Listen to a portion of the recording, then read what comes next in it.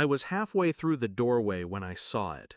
The dining room table stretched like an accusation. 12 polished seats, each with a folded napkin, wine glass, and gilded plate. 12. I counted again. 11 people already seated, my chair missing. "You can eat in the car," my brother said, casual as a shrug, sipping his drink. His wife didn't look up from her phone. "Why waste a seat on him?" she said, a smile tugging the corner of her mouth. I scanned the table. My ex-wife sat between my parents, laughing, wearing the scarf I gave her the year she drained my savings. The room smelled of roast beef and false warmth. I didn't sit, didn't ask. My fingers found the small wrapped box in my coat pocket, the gift I'd brought for my brother. Not expensive, though what it contained was worth more than anything in the room. I stepped toward him. "Check under your plate." His brow furrowed. He lifted it. I walked away before I could see his face change. The cold air outside bit my lungs. The car door shut with a heavy click. Inside, silence, until Mom called my name from the porch, and Dad ran out, fast.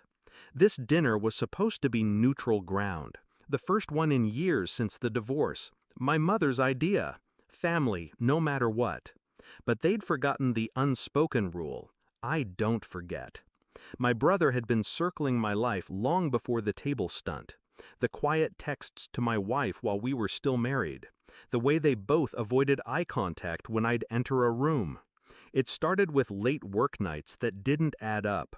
Her phone turned face down. Laughter in the kitchen when I was still in the driveway. Back then, I didn't know how deep it went, only that something was being built between them, brick by brick, behind my back. I told myself it was nothing, told myself blood wouldn't betray blood. But denial is just a slower form of dying. When the divorce hit, she took more than half.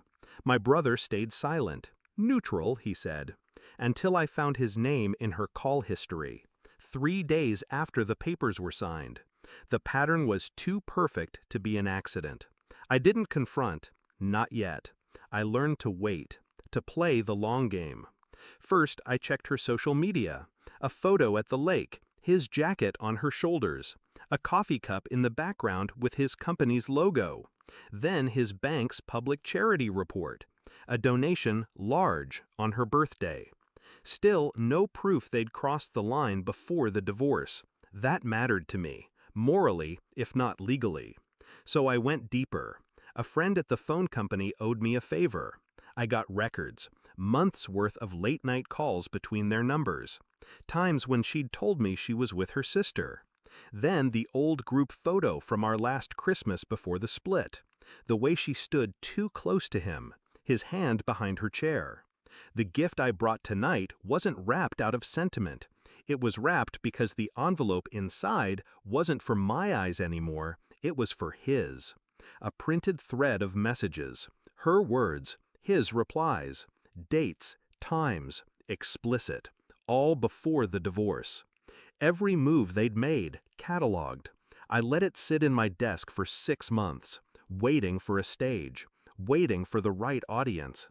When he lifted his plate tonight, the envelope was the only thing beneath it. White, thin, heavy with consequence. I didn't stay to watch him read, but I can imagine the first page, her telling him she couldn't wait to have me out of the way. The second, him promising it'd be their year once I was gone. The final pages, times, dates, photos, the kind that couldn't be explained away.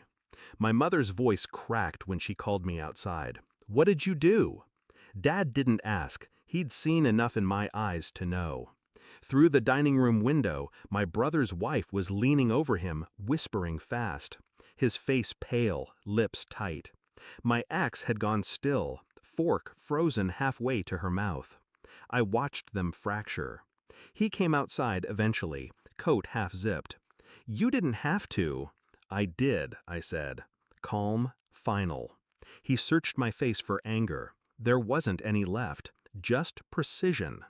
They'll know it was before. They already do. A single truth is heavier than any accusation, especially when it's documented. I walked past him toward the gate. The night air was cleaner than the dining room. Inside, voices rose, my ex's tone sharp, his wife's sharper. By the time I reached my car, the front door slammed behind me. I didn't look back. The engine started with a low hum. My hands didn't shake. I wasn't thinking about the money I'd lost in the divorce, or the years they'd stolen while pretending to be my family. I thought about silence, the kind that follows a dropped glass, sharp and waiting. I'd left them with that silence, with each other. When people show you what they are, you don't argue, you step aside. I pulled onto the road, headlights cutting through the dark. Some truths aren't meant to be shouted. They're meant to be placed quietly under a plate and left to do their work.